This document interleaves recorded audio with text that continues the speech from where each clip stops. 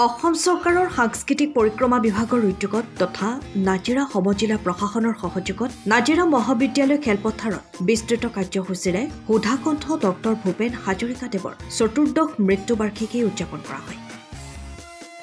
অনুষ্ঠানৰ আৰম্ভণিতে ডক্টৰ ভূপেন হাজৰিকাৰ প্ৰতিচ্ছবিত মাল্যাৰ্পণ কৰি ইতিপূৰ্বে বিগত ৮ ছেপ্টেম্বৰত তেখেতৰ জন্মবাৰ্ষিকী অনুষ্ঠানত পৰিৱেশন কৰা গীতৰ মেডলিটোৰে অনুষ্ঠানটি শুভাৰম্ভ কৰা হয়।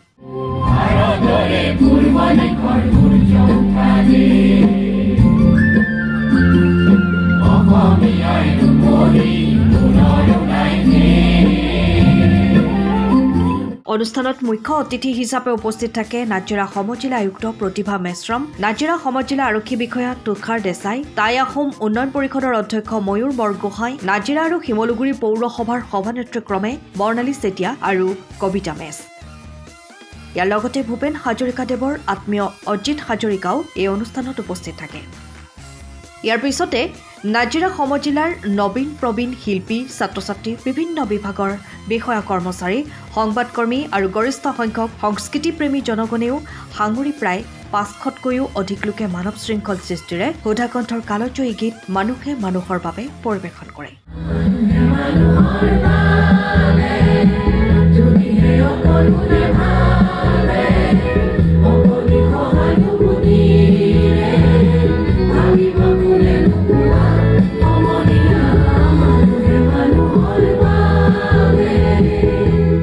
উল্লেখ্য যে নাজিৰা সমজিলা আয়ুক্ত প্ৰতিভা মেশ্ৰমে উপস্থিত সকলোকে সম্বোধন কৰি আদৰণি ভাষণ আগবঢ়ায়।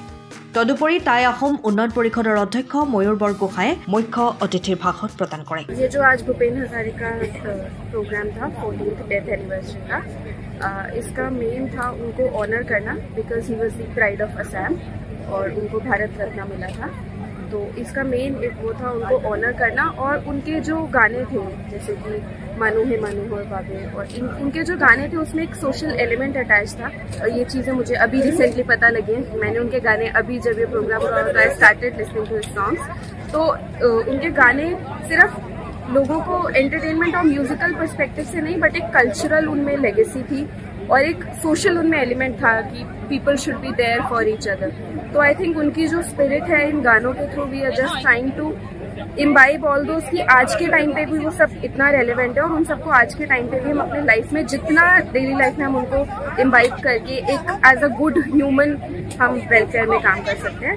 इसके लिए प्रोग्राम उनको एक ऑनर करने के लिए एक प्रोग्राम किया गया। আজি নাজিৰা প্ৰশাসনৰ উদ্যোগত ডক্টৰ ভূপেন হাজৰিকাদেৱৰ চতুৰ্থদশ মৃত্যুবাৰ্ষিকী অনুষ্ঠান ইয়াত শ্ৰদ্ধাঞ্জলি অনুষ্ঠান অনুষ্ঠিত কৰা হৈছে আৰু নাজিৰা প্ৰশাসনে খুব সুন্দৰভাৱে অনুষ্ঠিত কৰিছে আৰু সমবেত সংগীতত বহু কেইগৰাকী শিল্পী অংশগ্ৰহণ কৰি প্ৰায় 17 মিনিট ধৰি তেওঁ কালজয়ী গীতসমূহ ইয়াত তেওঁলোকে গাইছিলে। গতিকে এটা সুন্দৰ পৰিৱেশৰ মাজত সুন্দৰ অনুষ্ঠান অনুষ্ঠিত কৰাৰ বাবে নাজিৰা প্ৰশাসনৰ প্ৰত্যেকজন বিষয় বিভাগ সমায়ুক্ত বিভাগে পৌৰসভাৰ সকলোকে আমি ধন্যবাদ জ্ঞাপন কৰিছোঁ।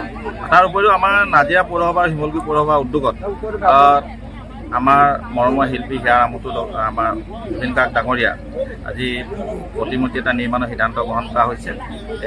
আমাৰ যি গান্ধী মিউজিয়াম আছে সেই গান্ধী মিউজিয়ামতে প্ৰায় 1 কোটি টকাৰ ব্যয় সাপেক্ষে এই প্ৰতিমূৰ্তি অহা তেওঁৰ যি জন্মদিন আছে সেই জন্মদিনতে আমি আধাৰিতা ৰাখিম।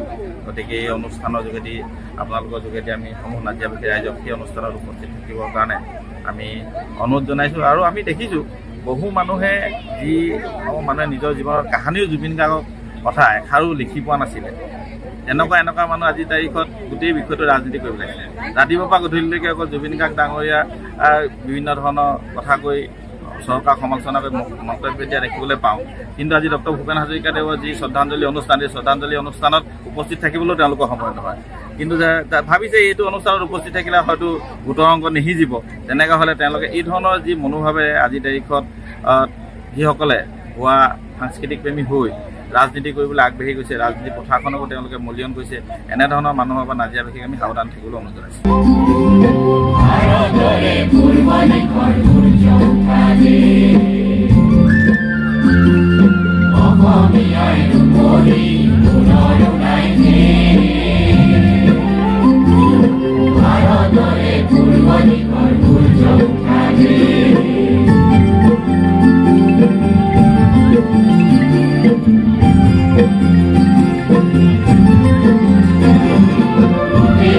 Thank you.